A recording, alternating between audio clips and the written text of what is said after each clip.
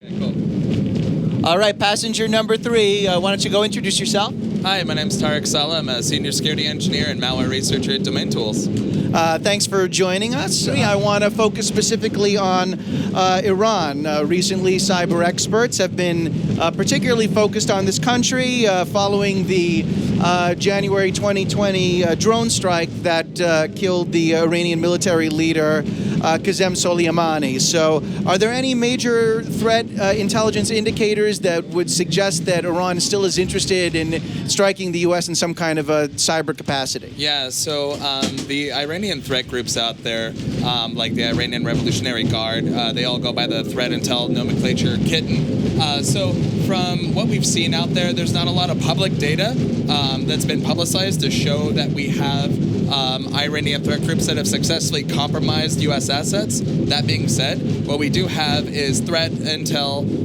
information out there that's showing that there is enough motivation for these threat groups to go ahead and conduct those attacks. So I would say there's a decent likelihood that they've already been somewhat successful and we just don't know about it. But we do have a lot of information on their motives and their TTPs, their tools, their techniques, and their procedures. And so the kitten groups are very commonly, they operate a lot with spear phishing attacks, using a lot of open source malware as their payloads. So what we can expect in all likelihood are spear phishing attacks directed at American assets. Now, DomainTools recently, you know, you never know what you're going to get on the trolley, right? That's right. DomainTools recently partnered up with Ponemon Institute on a study measuring the impact of IT automation on staffing. Some interesting numbers out of that. 76% of respondents said their organizations currently or plan to use automation. Explain how this could potentially help solve the cyber skills gap problem.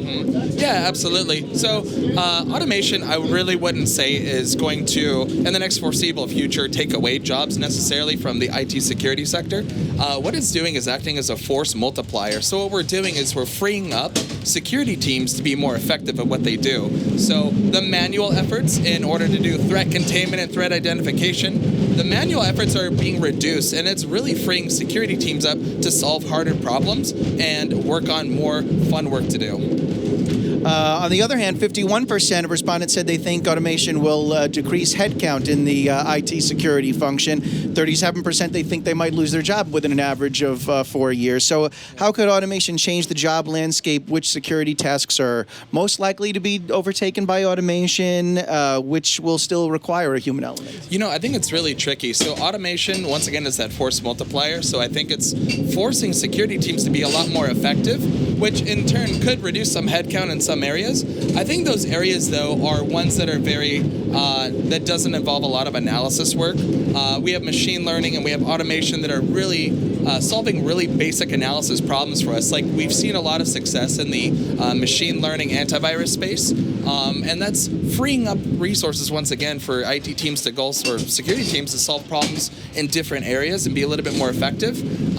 But I don't see it dramatically reducing jobs anytime soon. Okay. Any other particular findings or observations from the research that particularly stand out to you from that study? You know, I think that automation is one of those things where it's now becoming a need to have and not a nice to have. I think earlier, a couple of years ago, from a security perspective, automation was one of those, hey, that's really cool, that's really nice to have, but we're focused on the fundamentals now. Nowadays, security practitioners and security professionals need to know how to automate. It's no longer an optional thing. And so the bar for what it takes to be in security is going up. And I like that. It's a good function. Let me ask you a couple of fun questions here while we're on the ride. I asked this before, but Mr. Robot, we saw its finale at the end of 2019. Again, got a lot of credit for being a very realistic interpretation of what hacking is. What, in your mind, is it would have been one of the silliest or most unrealistic depictions of hacking in film or TV? Oh man, I think the one that stands out the most to me was CSI. So in CSI, there was a scene where there was an actor who was hacking on a keyboard, and then there was like a big time constraint. They had to hurry up and hack faster, so another person jumped on the same keyboard. So you had two people typing on the same keyboard, preposterous, but it was probably the most fun one I've ever seen in my life. Yeah, I love that one. That is a pretty good one. Also, I wanted to ask you a little bit about sort of this, the nomenclature for various malwares, APT groups, vulnerabilities and exploits. It's become a little more creative and fun, some unusual names. I'm curious if you have any thoughts on some of these naming conventions, and whether there should be a little bit more consistency, or if you had the opportunity otherwise to name a malware, otherwise what would you name it after? If I had a choice to name a malware, it would be after what I'm passionate about, which is like bourbon, Nike shoes, and like Mexican food. So it would be like Jordan Asada or Bourbon Asada or something like that. You got to have a little bit of fun with it.